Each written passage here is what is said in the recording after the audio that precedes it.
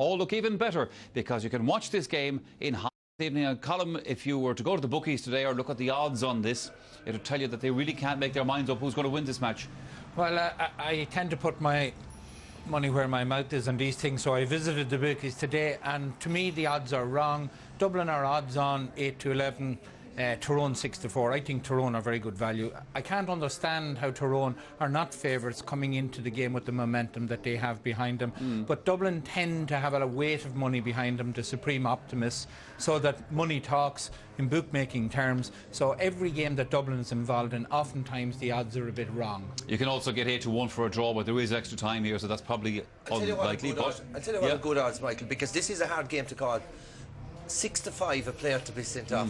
If I was a gambler, I'd be putting money on that because it's slippery conditions. It's going to be hard-hitting. Last year, Tyrone would feel that they were out-Tyroned by Dublin, you know, where they hit them hard physically, they invite them to come on, and I genuinely believe you'll see at least one player leaving the field today. You mentioned past slippy conditions. It's raining here and it has been consistently now for the last half an hour or so. Some very heavy showers earlier on here in Dublin. You can see for yourselves just exactly what that's all about. The floodlights are on here in Croke Park.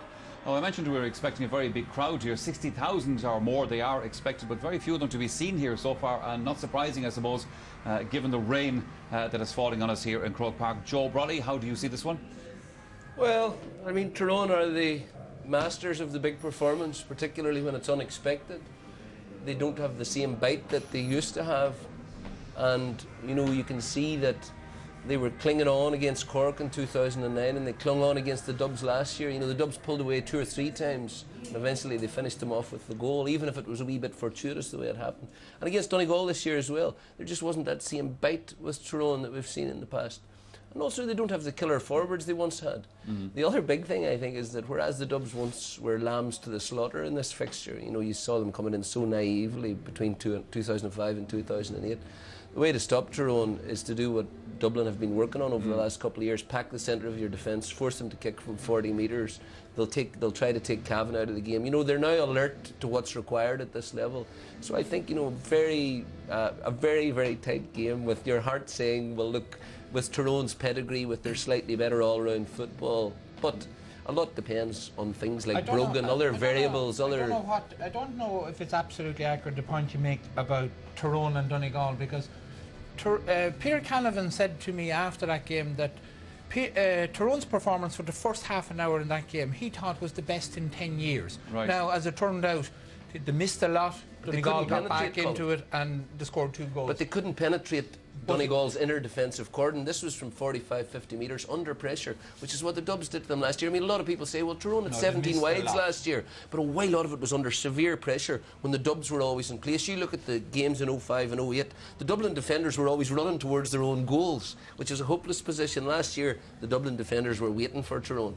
That was the difference. We've already had a match played here at Croke Park this evening, and that was the junior. Circulating around the capital all week that Barry Cahill will start on the 40, and that has been confirmed. Alan Brogan is transferred to the full forward line to the exclusion of Owen O'Gara. Martin Michael for Tyrone, Martin. Well, very much so, because last year Sean Kavanagh started at full forward against Dublin and was hugely ineffective. But in playing him at midfield, I believe Mickey Hart has provided him with an opportunity to influence games. Coming down far is Paul Flynn. Lays it off. Bernard Brogan under a little bit of pressure. First ball for Joe McMahon. Going forward, Conor Gormley.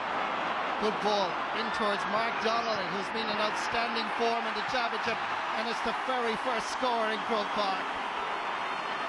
He's been scoring really consistently well. 2 goals and 6 points from play in the last 3 matches, and he puts Tyrone on their way.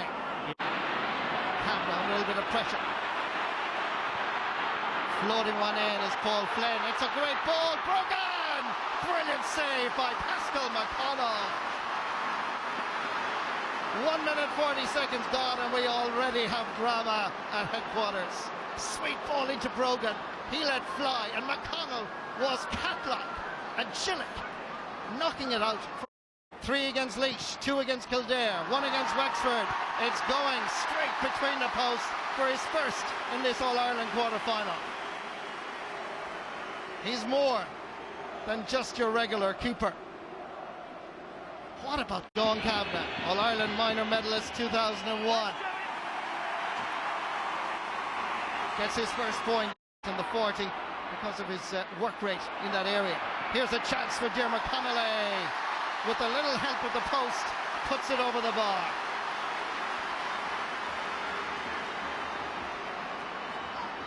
Really good score. Scored 1-3 against Laois. He finally beat the Laois goalkeeper, Owen Cullerton, wisely taking his point.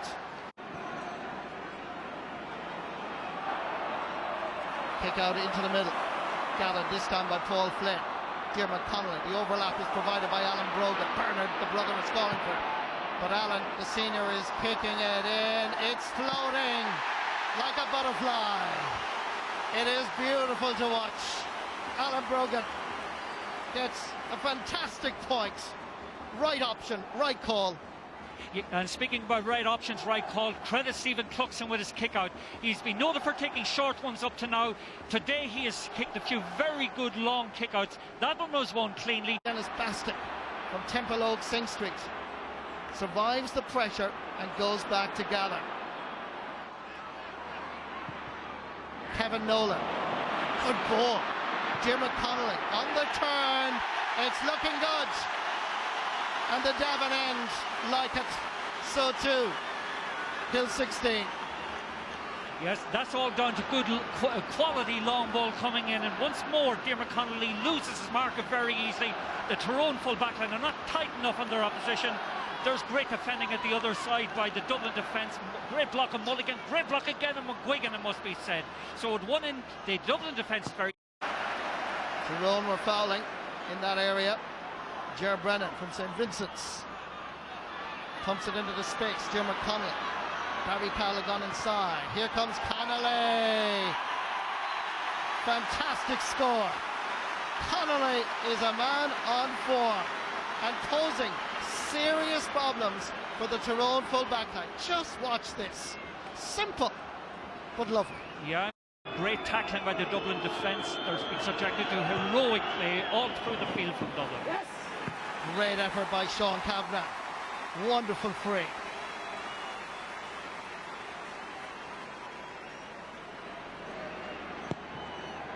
Quick kick out by Stephen Cluxton.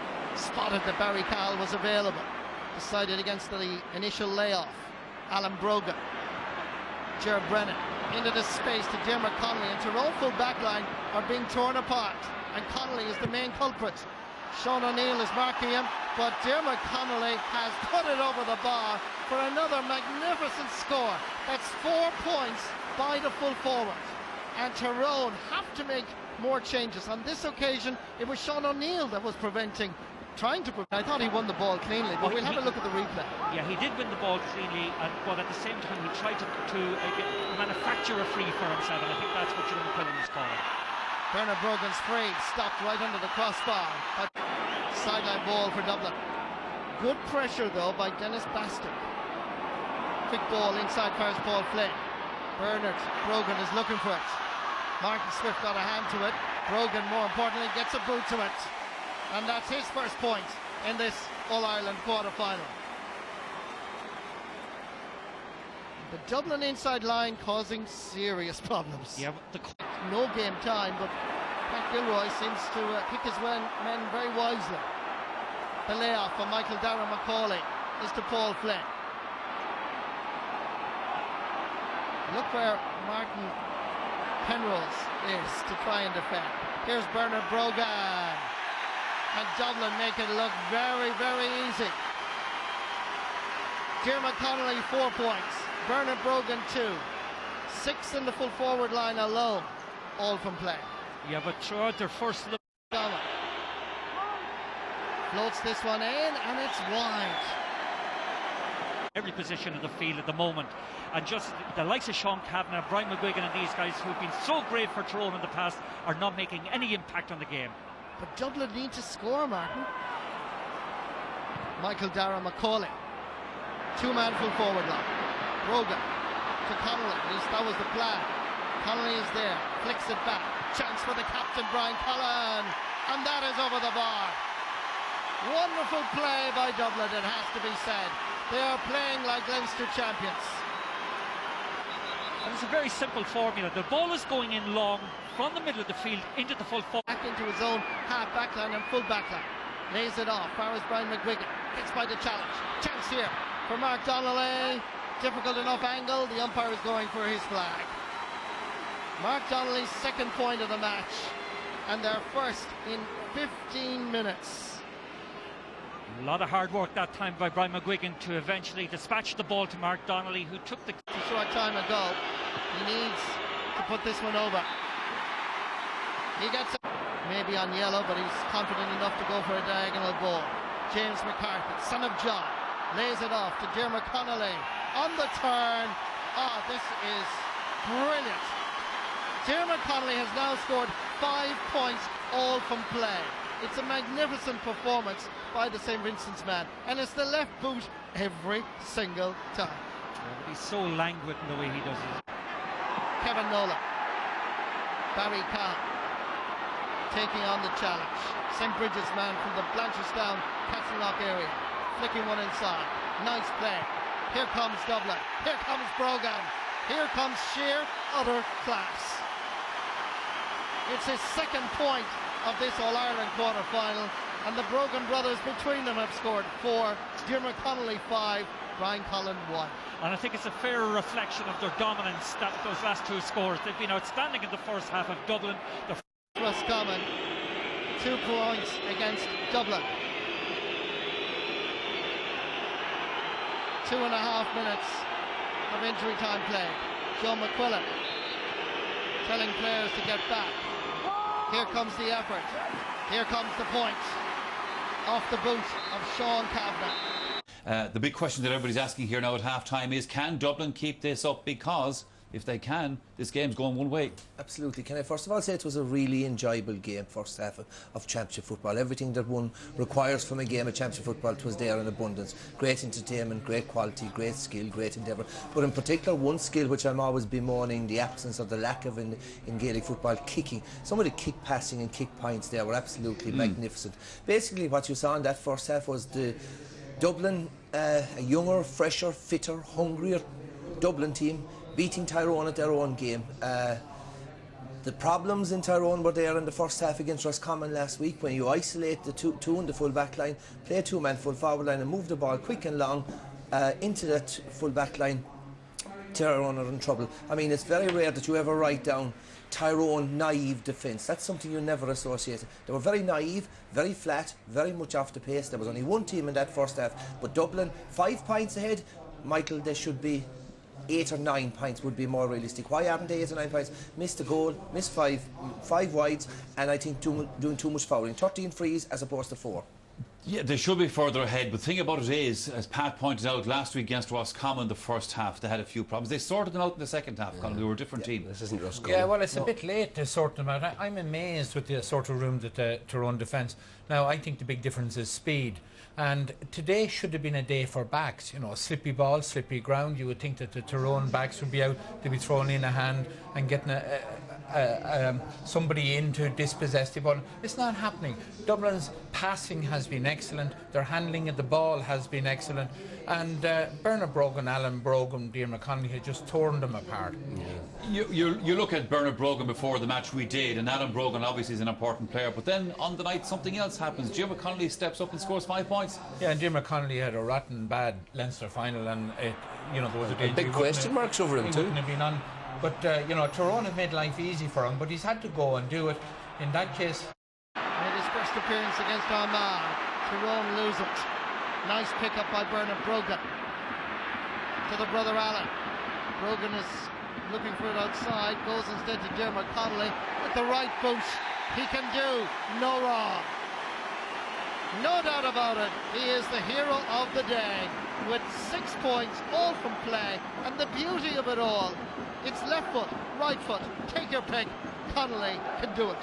Yes, and it's so untypical of Sean Kavanagh to lose possession in that sector of the field. But comfortable on the ball. Gives it short. Far is Barry Cal. He's worked hard this afternoon or this evening. Out far is Dennis Bastick. Can Bastick score? Like Barack Obama, yes he can. Wonderful play by Dublin.